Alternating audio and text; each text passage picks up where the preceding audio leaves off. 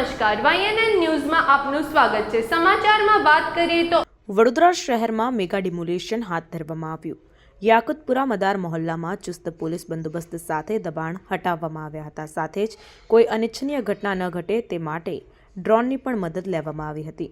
વડોદરા શહેરના યાકુતપુરા મદાર મોહલ્લા ખાતે 50 વર્ષથી રહેતા રહીશોના મકાનો તોડી પાડવા માટે નોટિસો બજાવાઈ હતી, જે અંતર્ગત 20 જાન્યુઆરીના રોજ આ ડિમોલિશન માટે કલેક્ટર અને અન્ય ટીમો સ્થળ પર પોલીસના ચાપતા બંદોબસ્ત વચ્ચે પહોંચી મામલાની ગંભીરતાને જોતા ડીસીપી કક્ષાના અધિકારીઓ ઘટના સ્થળે હાજર જોવા મળ્યા છે। યાકુતપુરા મગર સ્વામી આશ્રમ પાસે આવેલા મદાર મોહલ્લાના રહીશોએ કલેક્ટરને આવેદનપત્ર આપીને વૈકલ્પિક વ્યવસ્થાની રજૂઆત કરી હતી। ઉલ્લેખનીય છે કે સમગ્ર વિસ્તાર અતિ સંવેદનશીલ હોવાથી પોલીસનો ચુસ્ત બંદોબસ્ત ગોઠવાયો છે। આ અંગે પ્રાંત અધિકારી VS સાંબળેએ જણાવ્યું કે આ સરસિયા તળાવ સરકારી તળાવના બિનસરકારી નંબરમાં ઘણા લાંબા સમયથી બિન અધિકૃત રહેણાંક તેમજ કોમર્શિયલના બાંધકામ હતા। આશરે લગભગ 1995થી આ પ્રોસેસ ચાલતી હતી। ભૂતકાળમાં હુકમો પણ થઈ ચૂક્યા હતા, જેની અમલવારી હાથ ધરાઈ છે। હાલ કોમર્શિયલ દબાણો દૂર કરી રહ્યા છે। કુલ 38 યુનિટ છે, તે પૈકી આશરે 50% જેવા કોમર્શિયલ યુનિટ છે અને 50% જેવા રહેણાંકના છે। આ બિન નંબરી છે, એટલે કોઈ ખાનગી માલિકીનું નથી, સરકારી નંબર છે। અહીંયા ધાર્મિક સ્થાનો પણ છે, ત્યાં ધાર્મિક દેવતાઓની નાની મોટી દેરીઓ અને મંદિર પણ ઉપસ્થિત છે।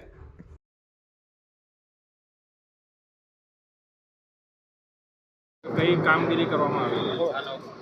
આજે અત્યારે આ સરસિયા તળાવના સરકારી સર્વે નંબરમાં ઘણા લાંબા સમયથી બિન અધિકૃત બાંધકામો રહેણાંક તેમજ કોમર્શિયલના સામે કાયદાની પ્રોસિજર કરી અને દબાણ દૂર કરવા માટેની હુકમો કરેલા હતા।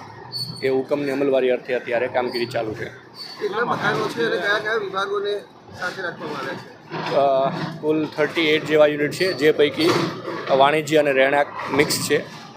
હાલ અમે વાણિજ્યનું ડિમોલિશન કરી રહ્યા છીએ અને અમારા જે સિટી સર્વિસ સુપ્રિન્ટેન્ડન્ટના સ્ટાફ છે, અમારા પોલીસ ડિપાર્ટમેન્ટના સ્ટાફ છે અને હેલ્થ અને કોર્પોરેશનના સંયુક્ત ઓપરેશનથી આ કામગીરી ચાલી રહી છે। કેટલા વર્ષ જૂની આ સમસ્યા? આશરે ઘણા લાંબા સમયથી લિટિગેશનો ચાલતા હતા।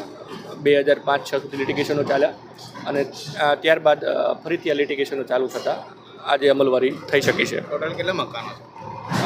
રફલી 35-38 યુનિટ છે। એમાં બંને પ્રકારનું છે, વાણિજ્ય અને રહેણાંક। હાલ વાણિજ્યની કામગીરી ચાલુ છે। મૂળથી સરકારી નંબર છે। આપનો પરિચય? VK સાંબળ, સિટી પ્રાંત। આ દબાણો દૂર કરવામાં આવે છે, પોલીસ બંદોબસ્ત કેટલા છે? વડોદરા શહેરના સરસિયા તળાવની આસપાસ આવેલા યાકુતપુરા વિસ્તારના ચાંદ બેકરીની જે ગલી છે, ત્યાં હાલમાં સરકારી જમીન ઉપર જે અનધિકૃત દબાણો થયેલા છે એને ડિમોલિશનની કાર્યવાહી પોલીસ બંદોબસ્ત સાથે ચાલી રહી છે, જેમાં રેવન્યુની ટીમ સાથે કોર્પોરેશનની ટીમ અને મોટી સંખ્યામાં પોલીસના કર્મચારીઓ અને અધિકારીઓ હાજર છે, જેમાં 2 DCP, ACP અને PI PSI સહિતનો SRPની એક કંપની સહિતનો 190થી વધુનો બંદોબસ્ત લગાવવામાં આવ્યો છે। અમે આ આખા વિસ્તારમાં ડ્રોન દ્વારા પણ સર્વેલન્સ કરી રહ્યા છીએ, જેથી કોઈ અનિચ્છનીય ઘટનાને ટાળી શકાય। આ ઉપરાંત આ આખા વિસ્તારની આસપાસના જે વિસ્તારો છે એમાં પણ કોઈ અફવાના કારણે કે બીજું કોઈ અનિચ્છનીય બનાવ ન બને એને ધ્યાનમાં રાખીને અલગ અલગ પોલીસ પાર્ટી રાખીને હાલમાં આ શાંતિપૂર્ણ માહોલમાં બંદોબસ્ત ચાલી રહ્યો છે। Thank you. Subscribe now and press the bell icon. Never miss an update.